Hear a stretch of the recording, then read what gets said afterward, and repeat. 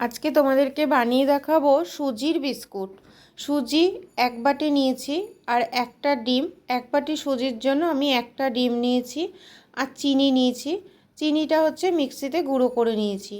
একটা ডিমে দেখো ভেঙে নিয়েছি ডিমটাকে। ফাটিয়ে নেওয়ার পরে স্বাদ মতো লবণ, পরিমাণ মতন চিনি দিয়ে দিলাম। আমি 2 চামচ চিনি দিয়েছি।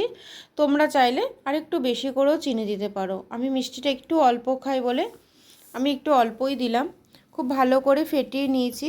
যখন এরকম ফেনা আসবে ডিমে তখন অল্প অল্প করে সুজি দিয়ে ভালো করে মাখিয়ে নেব। সুজিটা কিন্তু আমি একবারে দিইনি, অল্প অল্প করে সুজিটা দিয়ে মেখেছি। একটা ডিমে কিন্তু যদিও আমার 1 বাটি সুজি লেগেছে। একটা ডিমের জন্য 1 বাটি সুজি একদম ঠিকঠাক। দেখো এক কড়াই বসিয়ে সাদা তেল দিয়ে দিলাম ভাজার জন্য। তেলটাকে খুব ভালো করে গরম করে নেব। আর এইদিকে সুজিটাও দেখো রেস্টে রেখে দেওয়ার ফলে কি সুন্দর আঠালো হয়ে গেছে, একদম শক্ত হয়ে গেছে। হাতে ঘি মাখিয়ে নেবো, অল্প করে ঘি মাখিয়ে লম্বা লম্বা করে শেপ দিয়ে নেব।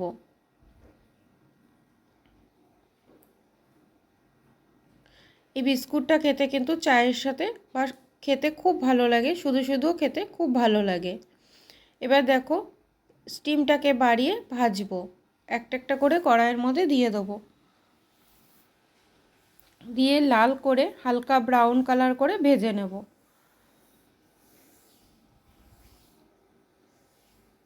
এই বিস্কুটটা তোমরা 1 মাস বাইরে রেখে খেতে পারো।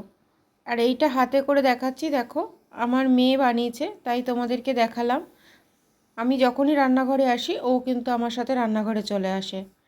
তাকে তোমাদের কেমন